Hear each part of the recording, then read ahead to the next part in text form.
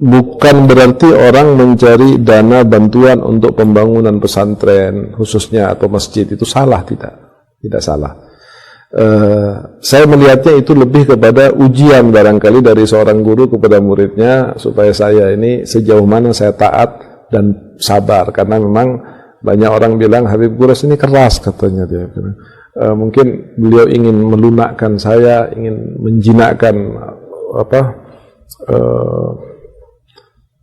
watak saya yang cenderung keras seperti itu supaya saya betul-betul sabar, dan alhamdulillah ternyata saya dibanding dengan dulu jauh lebih sabar sekarang karena mungkin juga usia tua ya, dan meminta bantuan untuk kebaikan-kebaikan itu bukan suatu hal yang aib gitu loh. Ada orang yang bikin proposal, ada orang yang datang secara langsung menyatakan saya ingin bangun ini, barangkali ente mau bantu.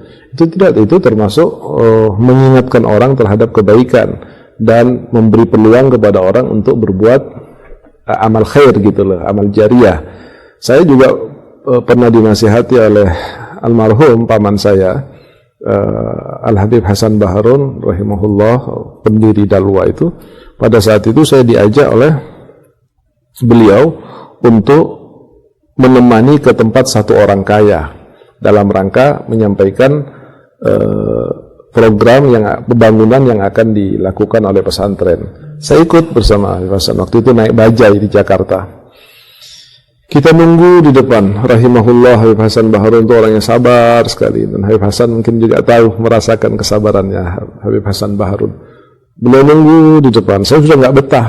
Masa paman saya seorang ulama diginikan sama orang kaya dalam hati saya, pikiran saya waktu itu seperti itu. Setelah lama nunggu kira-kira hampir 2 jam setengah 3 jam, diperintahkan masuk. Begitu masuk, beliau membawa satu catatan yang terkait dengan pembangunan pesantren. Lalu sebelum itu disodorkan, tiba-tiba orang ini marah. Dia bilang, ente ya Ustadz, kalau nggak punya uang jangan repot-repot cari bantuan sana sini. Ngapain ente menghinakan diri ente sendiri, dan ente sekarang datang ke sini ini ente yang minta uang. Ana tidak mau bantu, ana tidak mau ngajari ente menjadi pengemis. Beliau diam. Kalau saya sudah nggak kuat waktu itu Habib dengar bicaranya orang ini. Terakhir saya kelepasan juga. Saya bilang, saya kesini tidak mau dengerin nasihat ente. Langsung saya ditutup mulut saya sama Habib Hasan Baharun. Dia bilang, ente tunggu di depan saja, biar saya lihatin. Dia mengeluarkan uang waktu itu 20.000 gambar cendrawasih waktu baru keluar. Dia bilang, ini Ustaz, saya mau bantu ente ganti ongkos ke sini, bukan buat pondok. Nih saya kasih 20.000. Diterima sama Habib Hasan. Jazakumullah khair, dimasukkan kantongnya. Terima kasih banyak. Keluar, pamit keluar, kita naik bajai lagi. Di bajai saya tidak bisa terima itu waktu itu, karena saya muda waktu itu, masih umur belasan. Habib Hasan nasihatin saya. Beliau mengatakan begini, ya Gures, kalau kamu minta buat kemakan, buat perutmu, minta ke orang, itu aib, malu. Hal yang sangat memalukan, seorang suami, seorang laki-laki minta untuk makan ngisi perutnya dan perut keluarganya. Tetapi yang saya lakukan tadi adalah khidmah saya kepada agama, khidmah saya kepada Nabi Muhammad, khidmah saya kepada ilmu.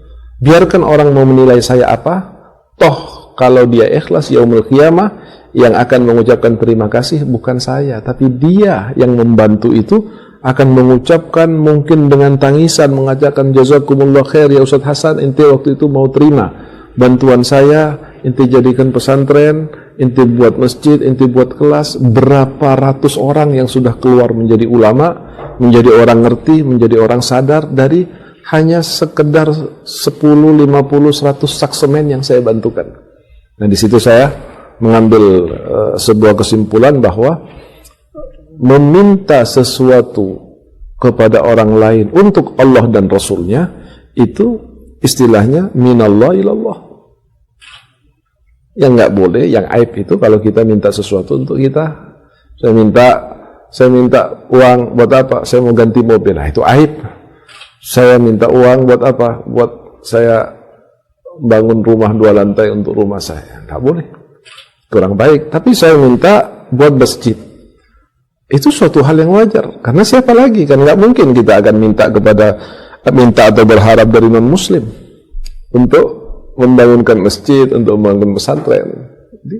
Hal-hal yang seperti itu, yang saya sebutkan tadi, itu lebih kepada pelajaran dan ujian dari guru saya terhadap saya, untuk saya bisa lebih bersabar, dan entah apalagi tujuannya beliau sampai membatasi saya seperti itu. Tapi hal baiknya adalah bahwa pengasuh-pengasuh pesantren memang sebaiknya lebih berhati-hati, karena kalimat yang beliau katakan, salah satu dari sekian banyak sebab tidak barokah dan manfaatnya ilmu disebabkan karena sarana-sarana yang berdiri itu terbangun dengan dana-dana yang syubhat, apalagi dana yang haram.